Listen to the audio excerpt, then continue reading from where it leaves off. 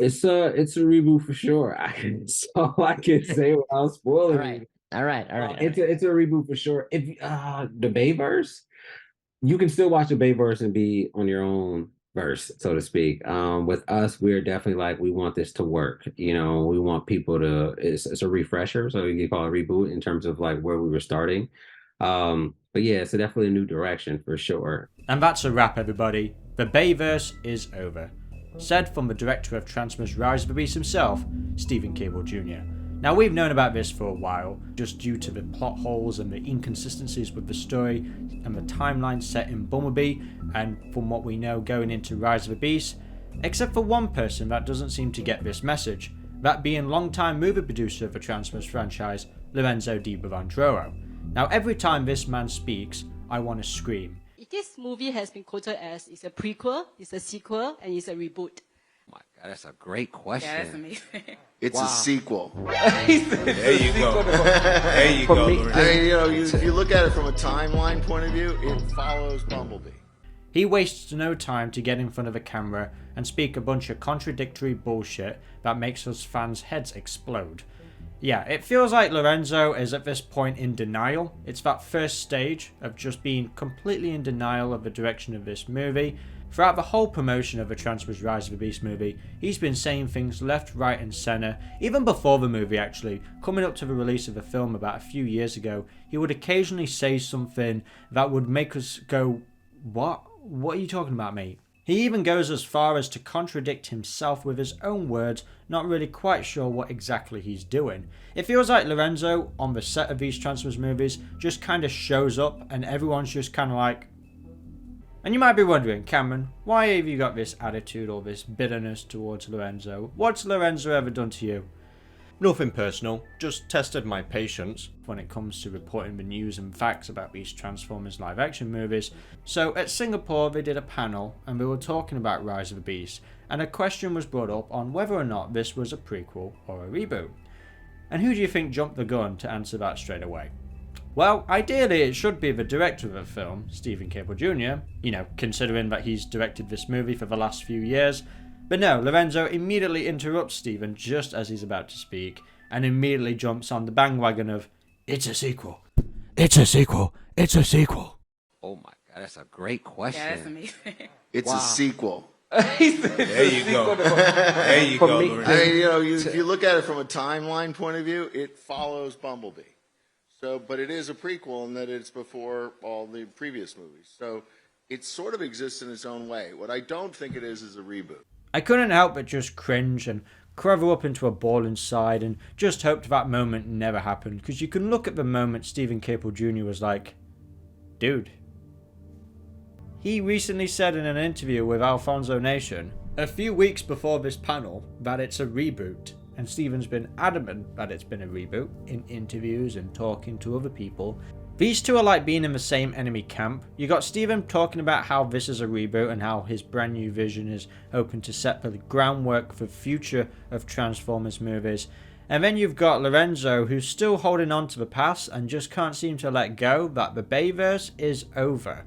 Now, don't get me wrong, I'm sure these two are actually like really good friends. Like, I'm sure they get along and work together really well. Like, I don't want you to get the idea that I think he's like a terrible person or like people hate him. I'm sure he's like really friendly in real life. It's just his movie producing that I'm critiquing. At the end of the day, the Michael Bay movies had 5 movies to get it right. Am I upset that the Unicron arc is not going to be the same as it was kind of set up to be in The Last Knight? No, because The Last Knight did such a piss poor job of explaining its plot and justifying its excuse for being a movie that I don't care. I really don't care. Now, there are some fans out there that are going to be upset about this, and for those I feel for you. But for me, the real heart of the Transformers movies was in those first 3 live action movies. They felt particularly special to me, because I was exactly its target audience. I was the perfect age demographic for a Michael Bay film. I was a young lad, I was a teenager, growing up with these movies over the course of 2007 to 2011. That was like the perfect age of me growing up, and I remember Age of Extinction coming out when it was my final year at school. And a part of me didn't want that to come out because I didn't want to leave school yet. But the moment I watched Age of Extinction, the cracks were starting to show. That I was kind of bored and tired of the repetitiveness, and there was a sort of dip in quality that you just can't seem to explain so much when it came to Age of Extinction. There was just something that was just not the same as Dark of the Moon. Like Dark of the Moon, both animation, sound engineering, even acting is pretty incredible for the most part. It was blockbuster movies back then. It got me hyped. I was obsessed with TV spots and trailers. I watched Dark of the Moon 11 times, guys. 11 times. When Dark of the Moon came out, I was on holiday with my grandmother. While she'd be out with her friends on the beach and stuff, I would be in the theatre, only paying £3 a ticket to watch Dark of the Moon, because I just loved the film so much. My grandma didn't so much, she fell asleep the first 20 minutes. But that film was special to me, because it was a summer blockbuster movie, and this felt like the ending of a chapter. Is it perfect? No. Are any of the Transformers movies perfect? No. Not even the ones that I like. Bumblebee, it's not perfect.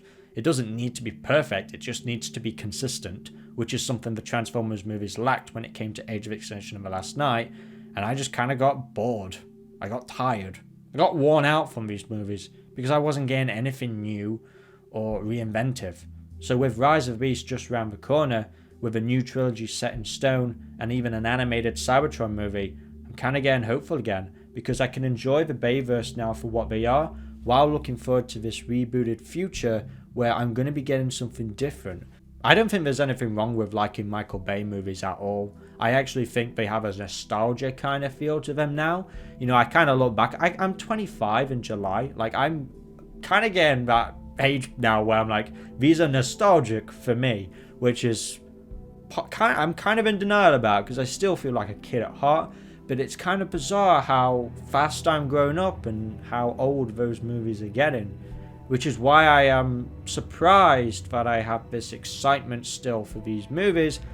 Well, it's because I know they're going to be different now. I trust Steven's vision. I'm going to have critiques about him, like every movie I ever watch.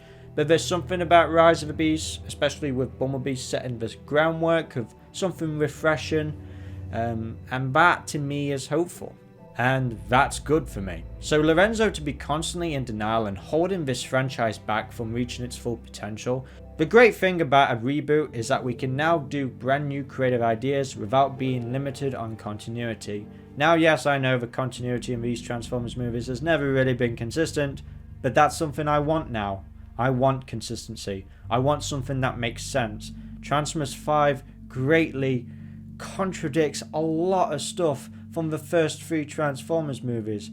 Like, almost every opening to those Michael Bay films would contradict each other in some way, and I got really annoyed by that. But if you make them a sequel, you now limit that, because it's like, alright, let's have the Dinobots origins in this movie. Oh no, we already did that in Age of Extinction. At least with this reboot, we could bring back the Dinobots, but have a completely different origin story that makes it feel refreshing and somewhat satisfying, because, you know, the biggest hype about Age of Extinction was the Dinobots, and they were barely in it. And the origin story was, well, it was forgettable. Like, I don't even remember. I don't even think they had an origin story. They just appeared.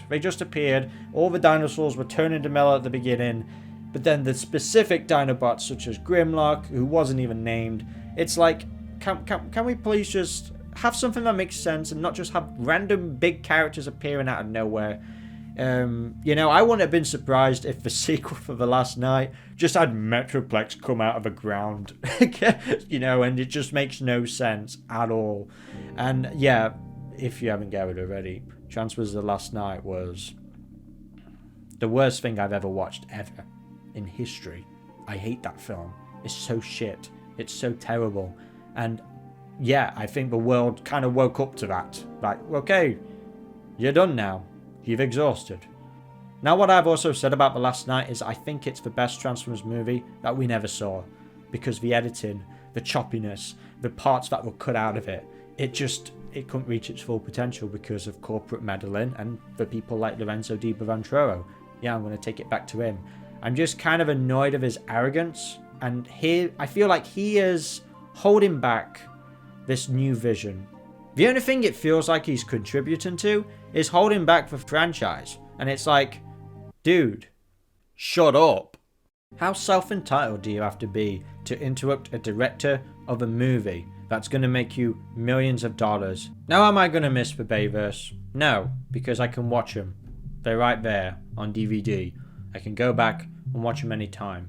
There'll always be something about the Michael Bay movies I'll always enjoy looking back on. Sometimes I'm walking in the street and I love listening to the audio of scenes because I like to create ideas myself, and the Bay movies have always given me a lot of creative ideas, you know, especially with its robot design and the way how characters are, even for better or for worse. Enemy scrotum!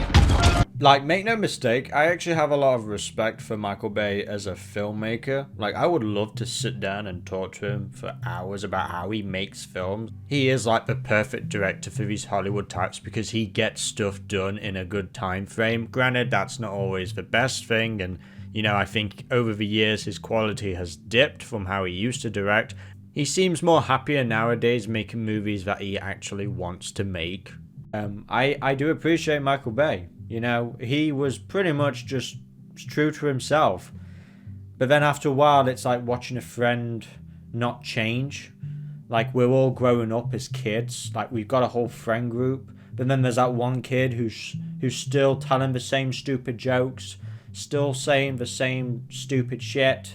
And I feel like that's what happened with Michael Bay for me. I just kind of grew up and he didn't. And I feel like the same is with Lorenzo Di Bavantoro. He's just not growing up.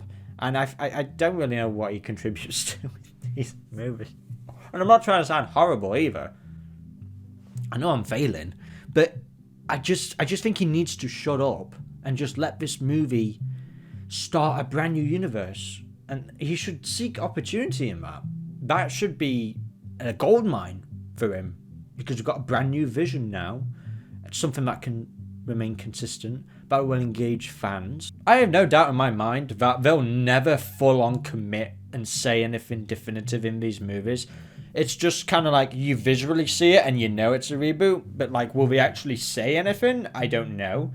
But like, there's no harm in that. I have no doubt in my mind that they're going to make countless references or tribute nods like in design silhouettes to the Bayverse characters, and that's to be expected. Not that you want to completely ignore what came before, but timeline-wise, you can, because it serves the plot better, it serves the characters better, it serves the story better, and it makes more sense. Like Bumblebee's design, it's exactly how it was in the 2007 movie, and that's okay with me, because that's a cool design. Bumblebee is like the one thing from Bayverse that is consistent and the same. He hasn't changed.